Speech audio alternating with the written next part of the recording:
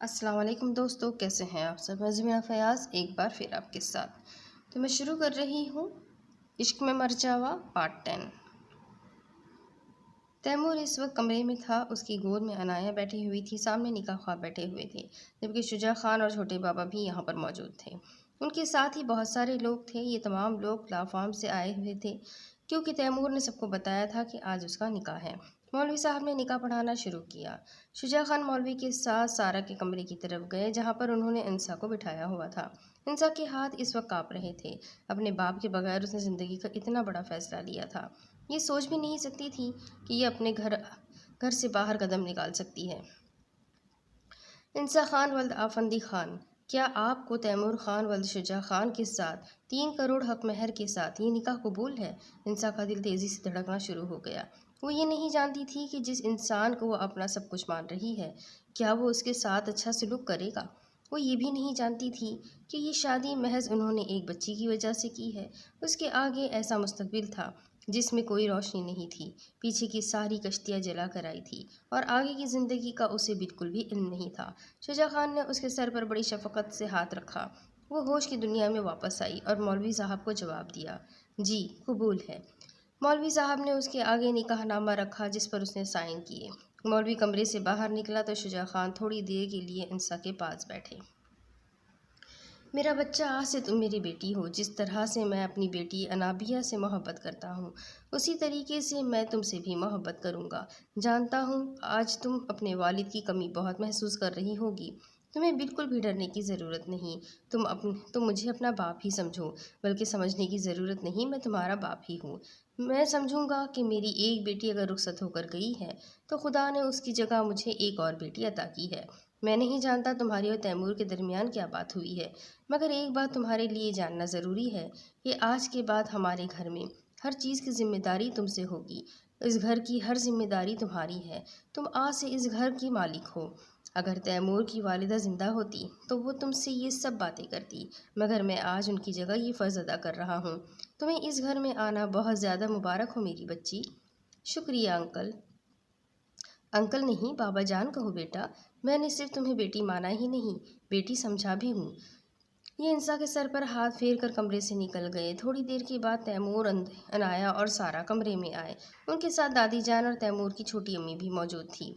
بابا، کیا یہ میری ماما ہے آج سے؟ عنایہ نے انسا کی طرف اشارہ کرتے ہوئے پوچھا۔ جی بیٹا، یہ آج سے آپ کی ماما ہے۔ آپ جانتی ہے کہ آپ کی ماما کی بہن ہے یہ۔ اس نے انسا کی گود میں اسے بٹھاتے ہوئے اسے بتایا۔ یہ میری آنی بھی ہے بابا جان۔ بالکل، آپ کی ماما کی بہن ہوں، میں آپ کی ماما کی بہن ہوں۔ آپ کو پتہ ہے انہوں نے مجھے آپ کے پاس آپ کی حفاظت کے لیے بھیجا ہے۔ اسے میں اور آپ کے بابا جان آپ سے بہت زیادہ محبت کریں گے۔ سچ میں میری سویٹ ماما۔ اس نے انسا کے گلے میں باہیں ڈالی۔ جی بالکل میرا بچہ، میں ہی ہوں آپ کی ماما آج سے۔ تیمور یہ مکمل منظر دیکھ کر بے انتہا خوش ہوا۔ سارا نے عنایہ کو انسا کی گود سے لیا۔ دادی جان اور چھوٹی امی ان لوگوں کے پاس آئی۔ تم دونوں کی شادی اتنی جلدی میں ہوئی کہ ہمیں ایک بھی تیاری کرنے کا موقع نہیں ملا۔ سب سے زیادہ ناراض تو انابیہ ہوگی کہ اسے اس بات کا علم ہی نہیں کہ اس کے لالا کی شادی ہو گئی ہے۔ دادی نے اپنے ہاتھ سے کنگن اتارے اور انسا کے ہاتھ میں پہنائے۔ یہ ہمارے خاندانی کنگن ہے، یہ ہم اپنی بہو کو دیتے ہیں۔ ایک ایک ہم نے اپنے بیٹوں کی بیویوں کو دیا تھا۔ یہ دونوں اب تمہارے ہیں کیونکہ تمہیں ہمارے گھر کی اکلوتی بہو ہو۔ انہوں نے انسا کے سر پر پیار کیا۔ میرا بچہ، تم بالکل بھی اپنے آپ کو اکیلا مت سمجھو۔ مجھے اپنی ماں ہی سمجھنا۔ اپنی بہن کے مر جانے کے بعد میں نے بھی اس کی اولاد کو ہمیشہ بچوں کی طرح ہی مانا ہے۔ تم بھی بہت خوش قسمت ہو، تمہیں بھی اپنی بہن کی اولاد کو پالنے کا موقع مل رہا ہے۔ چھوٹی امی نے اس کے سر پر ہاتھ پھیرا اور اس کے ساتھ اس کے ہاتھ میں خوبصورت تحفہ پکڑایا جو سونے کا سیٹ تھا۔ بیٹا، یہ میں نے اپنی بہو کے لیے لے رکھا تھا کیونکہ میری اولاد میں بیٹا نہیں ہے، اس لیے میں نے تیمور کو ہی اپنا بیٹا مانا ہے۔ یہ 2 سیٹ مجھے شادی میں ملے تھے، ایک میں نے اپنی بیٹی کے لیے رکھا ہے اور ایک بیٹے کے لیے۔ اب تم آ گئی ہو نا تو یہ تمہارا ہے۔ چھوٹی امی نے اسے سیٹ پکڑایا۔ سارا نے اپنی ماں کی طرف دیکھا اور اونچی آواز میں کہا، میرا خیال ہے اب ہمیں بھابھی کو ان کے کمرے میں چھوڑ دینا چاہیے، وہ بہت زیادہ تھک گئی ہوں گی۔ آج عنایہ میرے پاس سوئے گی، اس کو اچھی اچھی کہانیاں میں سناؤں گی۔ سارا نے عنایہ کو اٹھایا۔ تیمور اس کی بات پر اپنی بیوی آنسا کی طرف دیکھنے لگ گیا۔ اس نے سرخ رنگ کا لہنگا پہنا ہوا تھا جو اس کے لیے خاص طور پر تیمور نے ہی پسند کیا تھا۔ گلے میں تیمور کا ہی دیا ہوا سونے کا سیٹ اس نے پہن رکھا تھا۔ اسے گھر میں ہی سارا نے تیار کیا تھا۔ 2 دن بعد ان کا ولیمہ شجاع خان نے اناؤنس کر دیا تھا۔ میں جا رہا ہوں سارا، تم اپنی بھابھی کو کمرے تک چھوڑ آؤ۔ تیمور نے اس سے نظریں چرائی اور باہر جانے لگا۔ جب سارا نے اسے روک لیا، ایسے کیسے آپ جا رہے ہیں؟ میں نے ابھی تو آپ سے نیک ہی نہیں لیا۔ تمہارا نیک تمہارے کمرے میں موجود ہے، اپنی ڈریسنگ کی دراز میں چیک کرو۔ انابیہ کے لیے بھی میں نے تمہاری طرح ہی سیٹ لیا ہے، جب وہ آئے گی تو اسے دے دینا۔ سارا خوشی سے اپنے ڈریسنگ ٹیبل کی طرف گئی اور دراز میں سے سیٹ نکالا۔ شکریہ میرے پیارے بھائی، آپ دنیا کے سب سے پیارے بھائی ہیں، سارا نے خوشی سے چہک کر کہا۔ چھوٹی امی اور دادی انسا کو اس کے کمرے کی طرف لے گئی۔ آنے والے لمحات کے ڈر سے انسا کا دل بے انتہا کانپ رہا تھا۔ وہ نہیں جانتی تھی کہ تیمور کا رویہ اس کے ساتھ کیا ہونے والا ہے۔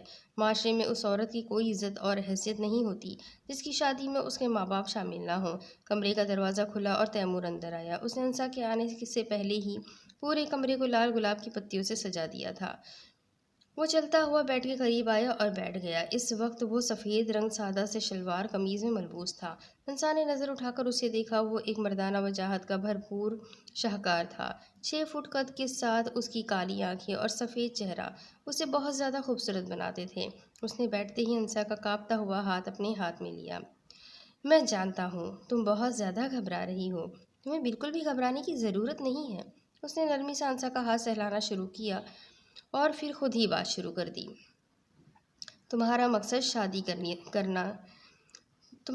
شادی کرنے کا جو بھی ہو، مگر میں نے تمہیں پہلے ہی دن یہ باور کروا دیا تھا کہ میں کبھی اس لڑکی سے شادی نہ کرتا جسے میں پسند نہ کرتا۔ تم یہ بات سمجھ چکی ہوگی کہ میں نے تم سے شادی اپنی بیٹی کے لیے کی ہے، مگر تم غلط ہو۔ اپنی بیٹی کے لیے میں بہت ساری مائیں لا سکتا تھا، مگر تم جیسی نہیں۔ اگر میری بات کی جائے تو تمہیں میں نے پہلی نظر میں دیکھتے ہی اس بات کا احساس ہوا کہ میری زندگی بہت اکیلی ہے، مجھے کسی ساتھی کی ضرورت ہے۔ میرے نزدیک کسی بھی رشتے میں محبت سے زیادہ عزت ضروری ہے۔ اگر آپ کسی کی عزت کرتے ہیں تو میرے نزدیک وہی محبت اور عشق ہے۔ تمہیں کبھی یہ بات میری طرف سے سننے کو نہیں ملے گی کہ تم نے مجھ سے شادی کیسے کی۔ ہم اپنے بچوں کو یہی داستان سنایا کریں گے کہ ہماری پسند کی شادی ہے۔ میں تمہیں ہرگز نہیں کہوں گا کہ تم میرے گھر والوں کا خیال رکھو۔ میں ایک روایتی شوہر نہیں بننا چاہتا۔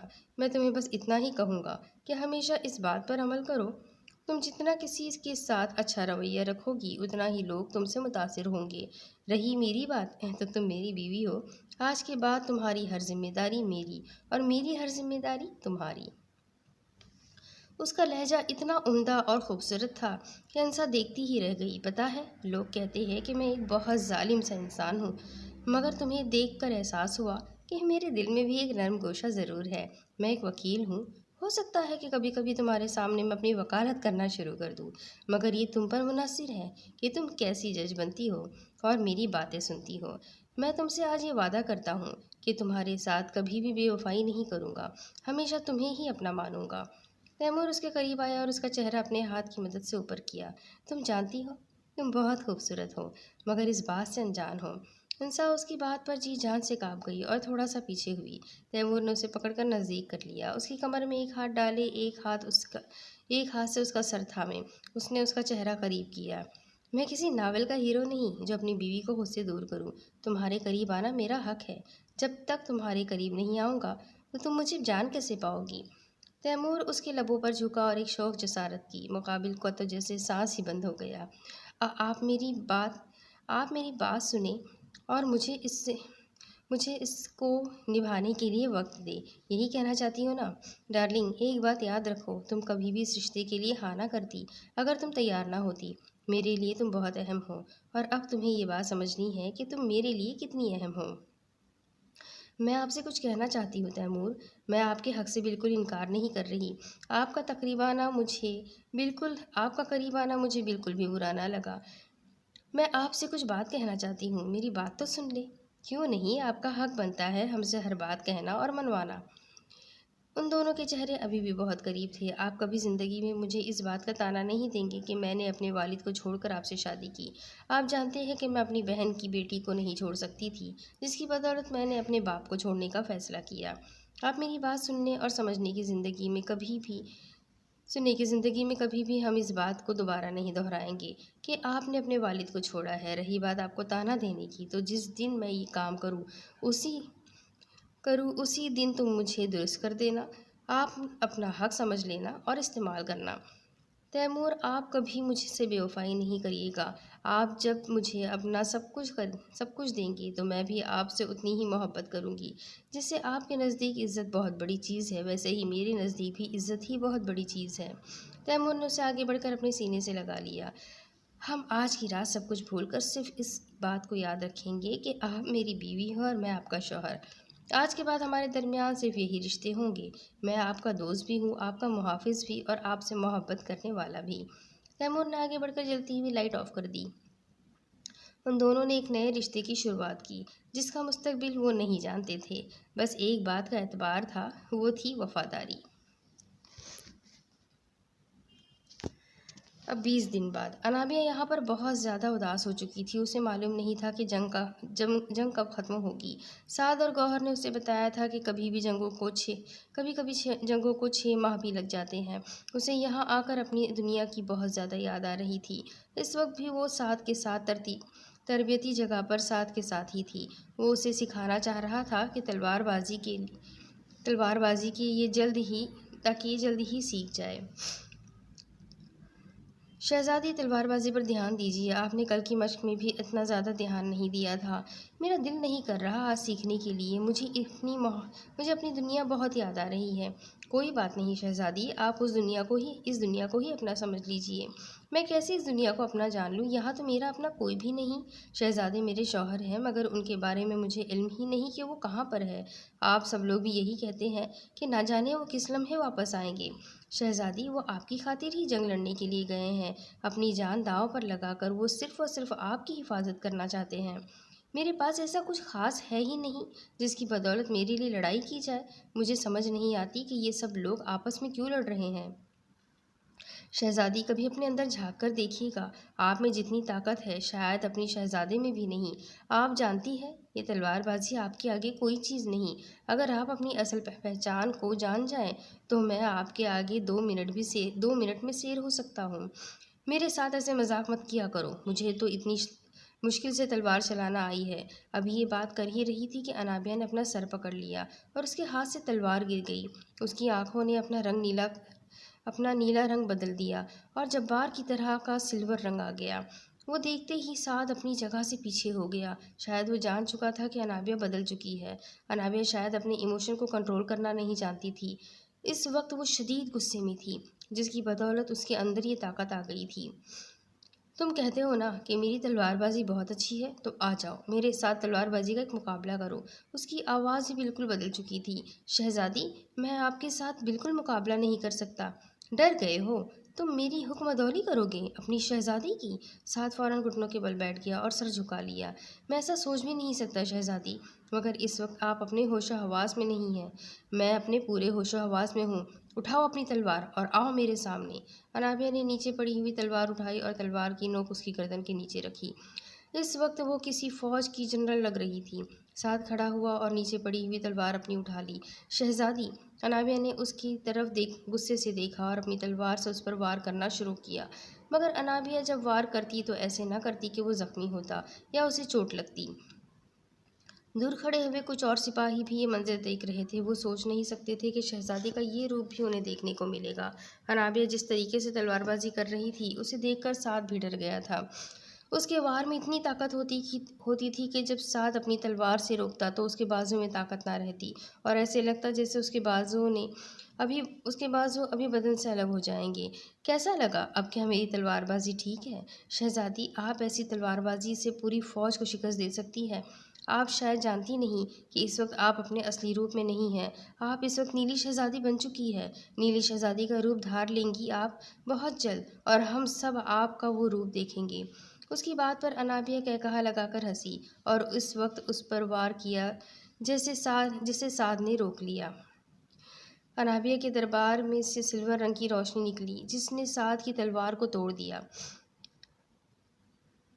آئندہ مجھے غصہ دلانے کی کوشش بھی مت کرنا۔ آج تو صرف سبق سکھایا ہے، پھر تمہیں چھوڑوں گی نہیں، یہ بات یاد رکھنا۔ تب سپاہی یہ دیکھ کر گھٹنوں کے بل بیٹھ گئے کیونکہ وہ جان چکے تھے کہ ان کی شہزادی اس وقت کس روپ میں ہے، اور اگر وہ انہیں تنگ کریں گے یا غصہ دلائیں گے تو اپنی جان سے ہاتھ دھو بیٹھیں گے۔ مجھے معاف کر دیجیے گا شہزادی، آئندہ آپ کو کبھی غصہ نہیں دلاؤں گا۔ یہ بات کرتے ہی انابیہ کی آنکھیں دوبارہ نیلی ہو گئی، مگر وہ اپنے ہوش و حواس پر قابو نہ رکھ پائی اور اس سے پہلے وہ زمین پر گرتی سعد نے اسے تھام لیا۔ سپاہی فوراً جاؤ اور طبیب کو بلا کر لاؤ۔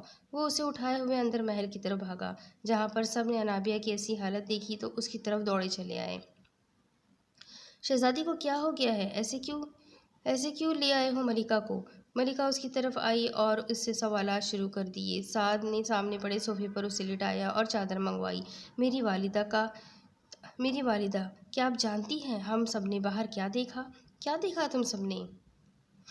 نیلی شہزادی کا اصلی روپ۔ آپ جانتی ہے کہ میں ان سے بات کر رہا تھا تو ان کے اندر نیلی شہزادی کا روپ آ گیا۔ وہ اتنا خطرناک ہے کہ آپ لوگ سوچ بھی نہیں سکتے۔ ان کی تلوار کے ایک وار کو میرے لیے قابو کرنا مشکل ہو گیا تھا۔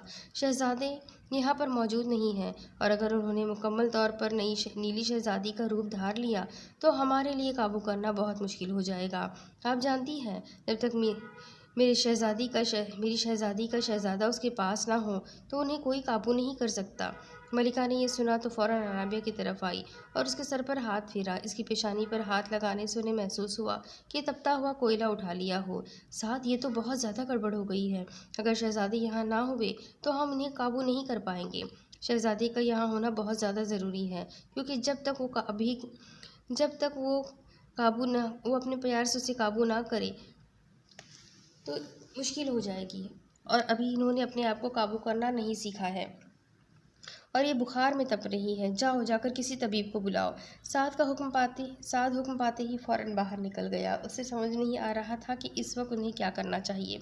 یا تو وہ شہزادے کو پیغام بھجوا دیتی کہ وہ فوراً آ جائے، اور اب وہ وقت دور نہیں کہ شہزادی اپنا اصلی روپ دھار لے گی، اور اس روپ کے بعد انہیں قابو کرنا ان کے بس کی بات نہیں، کسی اور کی نہیں، صرف شہزادے کے بس کی بات ہے، کسی اور کی نہیں۔ دادی صاحب اور گوہر انابیہ کے سر پر پٹیاں رکھ رہی تھی، جبکہ اس کا بخار اترنے کا نام ہی نہیں لے رہا تھا۔ کیا کریں گے بڑی بہو اگر یہ بہتر نہ ہوئی تو؟ ملکہ جو ان کے سامنے ہی بیٹھی ہوئی تھی، ان کے اپنے ہاتھ پاؤں پھولے ہوئے تھے۔ انابیہ کی طبیعت خاصی خراب تھی اور طبیب نے جو انہیں خبر دی اس سے وہ زیادہ پریشان ہو گئی تھی۔ طبیب کے مطابق انابیہ کو بخار ایسا ہے جو اترنے میں بہت وقت لگے گا۔ طبیب کے مطابق یہ موسمی بخار نہیں ہے، اور نہ ہی ایسا جس کے لیے کوئی دوائی تجویز کی جائے۔ سردارنی، ہم کیا کریں گے آپ بتائیے؟ اگر یہ بہتر نہ ہوئی تو ہم ان کی حفاظت کیسے کریں گے؟ شہزادے کو جواب دہ ہیں ہم۔ بڑی بہو، تم فوراً جبار کو پیغام بھیجو کہ وہ یہاں پر آ جائے، اسے پہلے کہ حالات ہمارے قابو سے باہر ہو جائے۔ یہ لوگ بات ہی کر رہے تھے کہ انابیہ نے اپنی آنکھیں کھولی۔ اس کی آنکھیں اس وقت نیلی تھیں۔ ملکہ فوراً آئی اور سب سے پہلے اس کی آنکھیں دیکھی تو انہیں تھوڑا سا سکون ہوا۔ آپ ٹھیک ہیں میری شہزادی؟ جی ملکہ، ہم بالکل ٹھیک ہیں۔ ہمیں کیا ہوا تھا ہمیں کچھ یاد بھی نہیں۔ کچھ نہیں ہوا تھا، آپ کی طبیعت تھوڑی سی خراب تھی، اب آپ بالکل ٹھیک ہیں، آپ کو پریشان ہونے کی ضرورت نہیں ہے۔ ملکہ نے اس کی پیشانی پر ہاتھ پھیرا اور جھک کر اسے پیار کیا۔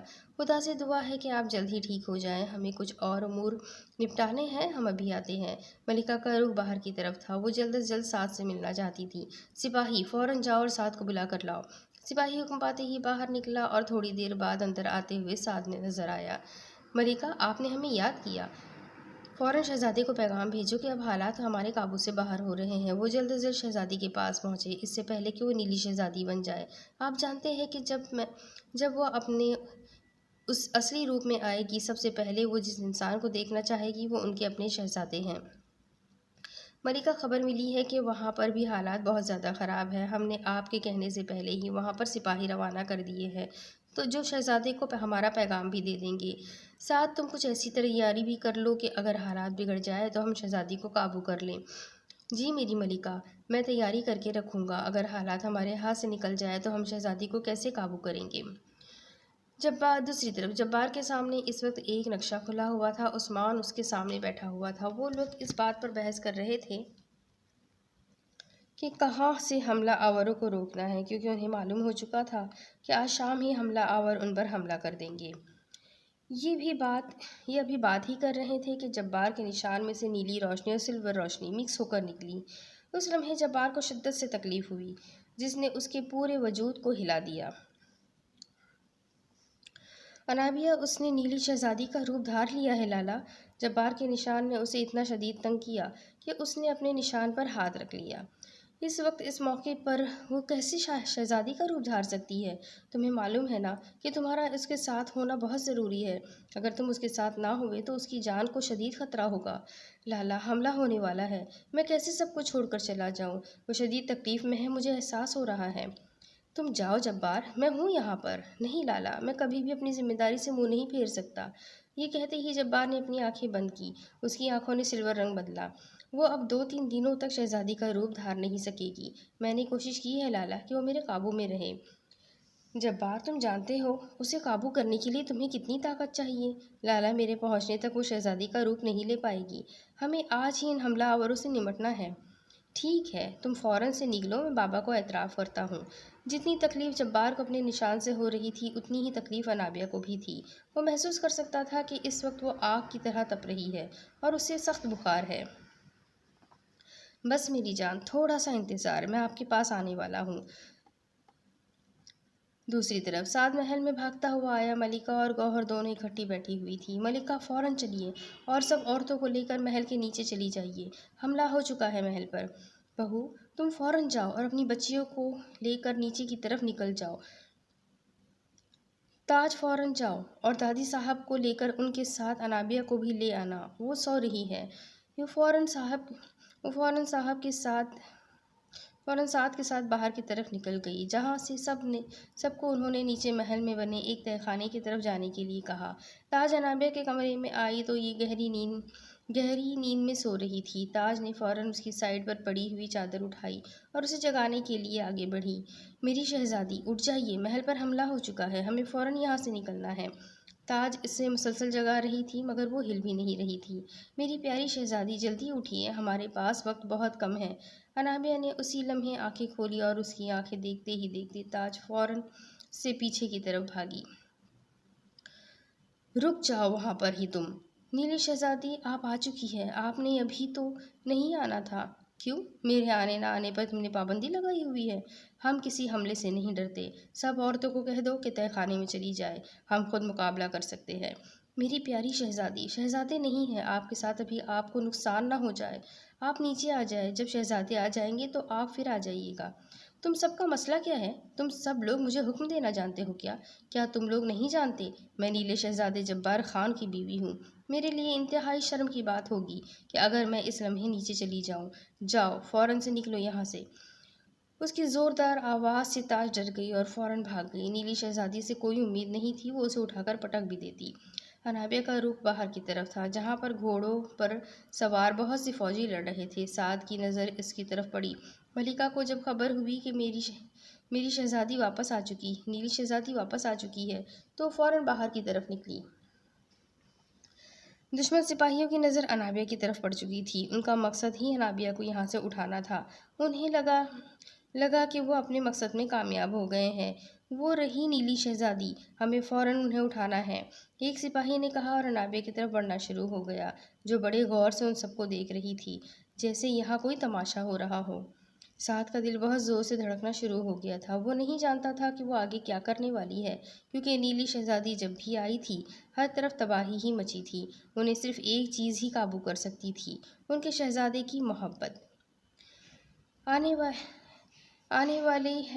آنے والی ہر نیلی شہزادی اور نیلی شہزادی کی نشانی تھی کہ جب تک وہ دونوں ساتھ نہ ہوتے ان کی طاقت مکمل نہ ہوتی۔ سپاہی جو ہی انابیہ کی طرف آیا، انابیہ اس کی طرف بڑھی۔ ملکہ انابیہ کو روکنے کے لیے آگے آ رہی تھی مگر انابیہ کے اگلے قدم سے وہ چیخ کر پیچھے ہوئی۔ انابیہ سپاہی کے پاس گئی اور اس کا گلا اپنے ہاتھوں سے پکڑا اور اسے پٹک دیا۔ ذرا سے لوگوں کو قابو نہیں کر سکتے تم لوگ، کیسے فوجی ہو؟ سعد کی طرف دیکھتے ہوئے وہ ہنسی، جیسے ان کا مذاق اڑا رہی ہے۔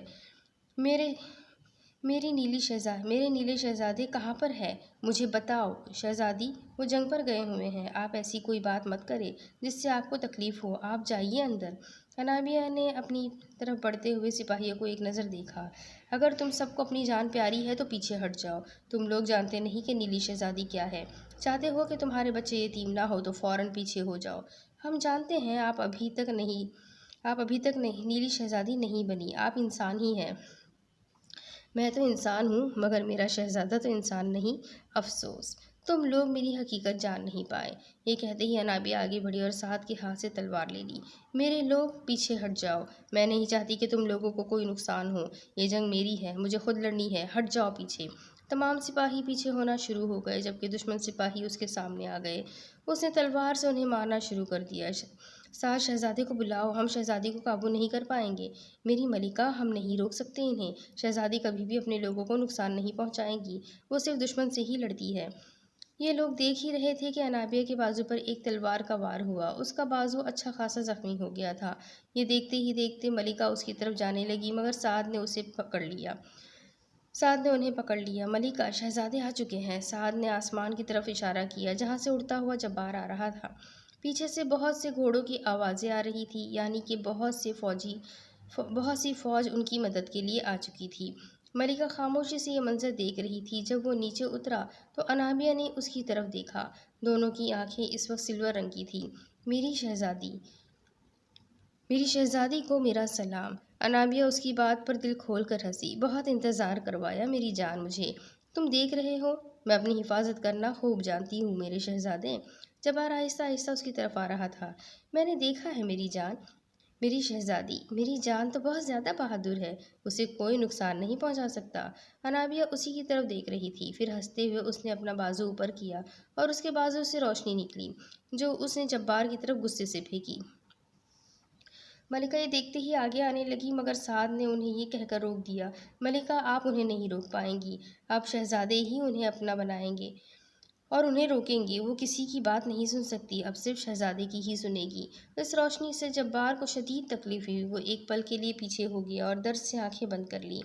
یہ تمہاری سزا ہے مجھے انتظار کروانے کے لیے۔ انتظار ہم نے نہیں، انتظار تو آپ نے کروایا ہے۔ آپ تو یہ پہچان ہی نہیں پائی کہ آپ کے پاس کیا طاقت ہے۔ تم نے مجھے پہچان کروائی ہے؟ نہیں تو مجھے بتا سکتے تھے کہ میری کیا پہچان ہے؟ جبار آہستہ آہستہ اس کی طرف بڑھا جس کے ہاتھ میں تلوار تھی جس پر خون لگا ہوا تھا۔ میری جان، ہم نے ہر دن آپ کا انتظار کیا ہے۔ آپ جانتی تو ہے، ہماری طرف آئیے، اپنے شہزادے کے پاس آئیے، ہمارے سینے سے لگ جائیے۔ انابیہ ہنسنے لگ گئی اور اپنی تلوار پھینک دی۔ وہ بھاگتی ہوئی آئی اور جبار کے گلے لگ گئی۔ جبار نے اس کو اپنی باہوں میں چھپا لیا اور اپنے پر اس کے ارد گرد پھیلا دیے۔ مجھے چھوڑ کر مت جایا کرو، تمہارے بغیر میں نہیں رہ سکتی میرے شہزادے۔ میں بھی نہیں رہ سکتا میری جان۔ اسی لمحے انابیہ کے وجود کو شدید قسم کے جھٹکے لگے اور جبار سمجھ گیا کہ وہ اسے قابو کرنے میں کامیاب ہو گیا ہے۔ انابیہ اس کی طرف دیکھ کر ہنس رہی تھی، ساتھ ہی اس کی آنکھوں نے رنگ بدلا اور اسی کی باہوں میں وہ جھول گئی۔ سعد، تم سب سنبھالو، سردار آ رہے ہیں۔ والدہ، فوراً کسی طبیب کو بلائیے اور آپ سب لوگ اندر جائیے۔ باہر سب کچھ سمیٹا جا رہا تھا۔ دشمنوں کو پکڑ لیا گیا تھا۔ سردار کو جنگ میں کافی چوٹ آئی تھی جس کی بدولت انہیں طبیب دیکھ رہا تھا اور اب وہ ٹھیک تھے۔ انابیہ کمرے میں لیٹی ہوئی تھی جبکہ اس کے پاس جبار بیٹھا ہوا تھا۔ اس کا ایک ہاتھ انابیہ کے سر پر تھا اور دوسرا ہاتھ انابیہ کے پیٹ پر۔ میں نہیں جانتا تھا کہ آپ اتنی جلدی آ جائیں گی۔ مجھے تو یہ لگا کہ آپ کو ابھی اپنی پہچان جاننے میں کافی وقت لگے گا۔ ایسے ہی تو نہیں، میں کہتا تھا کہ آپ چنی گئی ہیں میرے لیے 21 سال پہلے سے۔ آپ میں نیلی شہزادی کی ہر وہ خصوصیت ہے جو پچھلی آنے والی ہر شہزادی میں تھی۔ اب تو ہمارے یہاں اولاد بھی آنے والی ہے۔ میں سوچ بھی نہیں سکتا تھا کہ شادی کے 1.5 ماہ بعد ہی ہمیں یہ خوشخبری سننے کو ملے گی۔ آپ جلدی سے آنکھیں کھول دیجیے تاکہ میں آپ کو یہ خبر سنا دوں، اور مجھے یقین ہے کہ آپ اپنی طاقت پر قابو پانا سیکھ چکی ہے۔ جبار نے جھک کر اس کے پیٹ پر ایک پیار کیا اور پھر اس کا رخ باہر کی طرف تھا۔ باہر کی خوابگاہ کی طرف تھا۔ جہاں پر شہزادے عثمان، گوہر اور دادی کھڑے ہوئے تھے۔ ملکہ اپنے شوہر کے ساتھ بیٹھی ہوئی تھی، جنہوں نے ان کا ہاتھ پکڑا ہوا تھا، جسے تسلی دے رہے ہو کہ مجھے کچھ نہیں ہوا۔ مبارک ہو آپ سب کو، ہمارے یہاں نیا مہمان آنے والا ہے۔ تمہارا کہنے کا مطلب ہے کہ انابیہ امید سے ہے؟ بالکل، آپ لوگ یہ بات جان نہیں سکے، لیکن مجھے پتہ چل گیا۔ وہ بہت جلدی اپنی طاقت پہچان گئی۔ اس کی وجہ یہی ہے کہ ہماری اولاد آنے والی ہے۔ آپ جانتے ہیں وہ میری اولاد ہے، تو اس کی ماں کیسے طاقتور نہ ہو؟ بہت مبارک ہو میرے بیٹے، مگر کیسی ہے شہزادی اب؟ وہ بالکل ٹھیک ہے اور بالکل ٹھیک ہی رہے گی، کیونکہ اب میں اس کے پاس ہوں۔ مبارک ہو جبار، یہ تو ہماری جنگ جیتنے کے لیے بہت بڑا تحفہ ہے۔ خیر مبارک لالا، مجھے بھی امید نہیں تھی کہ میں واپس آؤں گا تو مجھے اتنا بڑا تحفہ ملے گا۔ تاج اسی لمحے کمرے میں آئی۔ میرے پیارے شہزادے، شہزادی کو ہوش آ چکا ہے اور وہ صرف آپ کا نام پکار رہی ہے۔ جبار اس کی بات سنتے ہی کمرے میں چلا گیا اور اس کا رخ اپنے کمرے کی طرف تھا۔ وہ جانتا تھا کہ انابیہ کیا کرے گی، وہ اپنی طاقت پر قابو پانا سیکھ چکی ہے یا نہیں، ورنہ اس کی جان کو بھی خطرہ ہو سکتا تھا۔